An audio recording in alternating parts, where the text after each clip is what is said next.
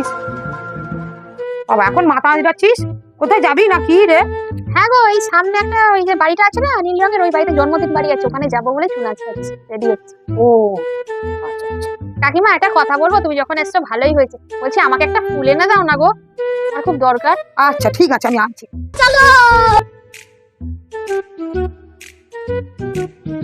5 minutes later.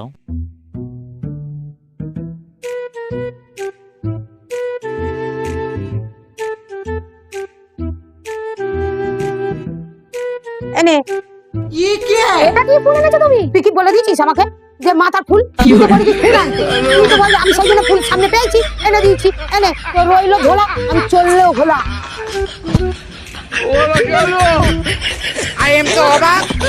মুখটাই নষ্ট করে দিল।